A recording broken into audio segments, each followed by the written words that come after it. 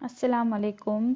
देखो इस प्रॉब्लम में आपको क्या पूछा है वो देखते हैं। Compare RMS speed of hydrogen molecule at 127 degree Celsius, ठीक है, और RMS speed of oxygen molecule at 27 degree Celsius, ठीक है। मतलब V R M S of H2 और V R M S of oxygen आपको कंपेयर करना है, ठीक है। टेम्परेचर हमको गिवन है और molar masses of hydrogen and oxygen ये गिवन है अपने को, ठीक है। तो आइए प्रॉब्लम को सॉल्व करते हैं। तो देखो सबसे पहले हमारे पास गिवन क्या है, temperature of hydrogen.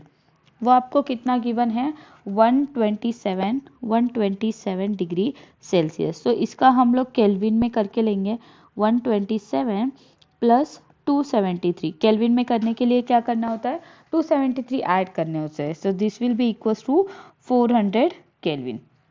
Okay, next step, T oxygen, वो कितनी गिवन है, 27 डिग्री सेल्सियस। सो अगेन इसको केल्विन में करके लेंगे हम।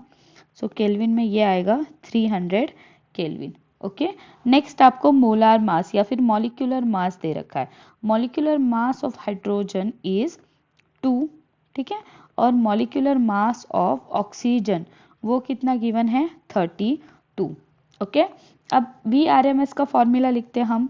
सो वी हैव, डायरेक्टली लिख लेती हूँ मैं, V R M S is equal to √3RT upon M not.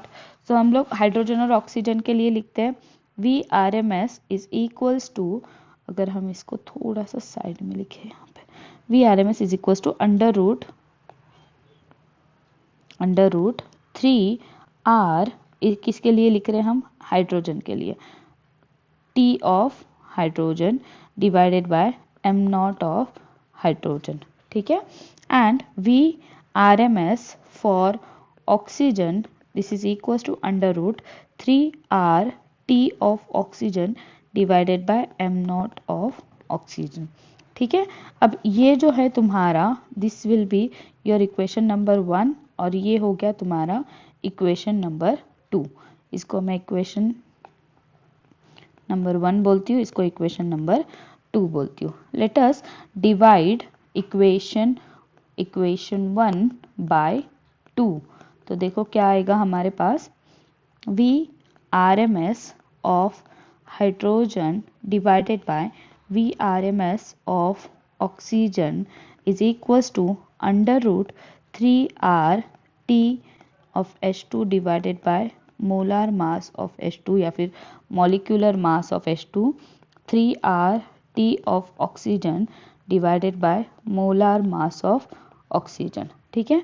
अब देखो यहाँ पे 3RT कट हो जाएगा और क्या बचा हमारे पास, we have now √T of hydrogen divided by molar mass of hydrogen divided by temperature of oxygen divided by molar mass of oxygen, ठीक है।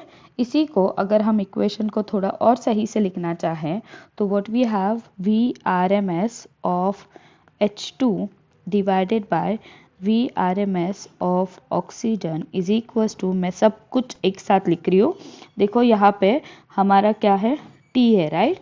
सो क्या आएगा, temperature of H2 divided by molar mass of H2, और ये जो है ये reciprocal करके ऊपर जाएगा, है ना।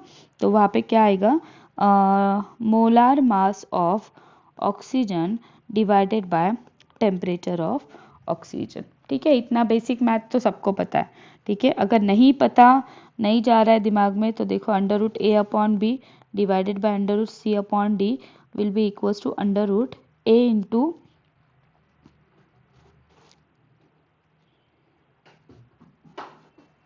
A upon B into D upon C, ठीक है, इस तरीके का, राइट।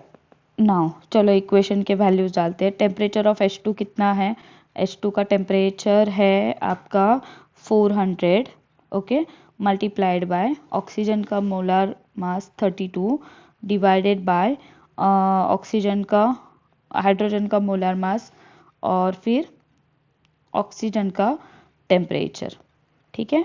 सो ये सारा हमारे पास आ गया। देखते हैं इसको सॉल्व करते हैं हम लोग। देखो 100 3 ज़ा एंड 100 4 सा, ठीक है, और क्या बचा 2 2 सा 4। तो हमारे पास इक्वेशन में क्या रहा यहाँ पे finally, this is equals to, इसको हटा के हम लोग ऊपर डाल देते हैं, and this is equals to under root of 32 into 2 कितना आएगा 64 डिवाइडेड बाय 3, और 64 का square root 8। So V R M S of H2 divided by V R M S of oxygen is equals to 8 upon under root 3।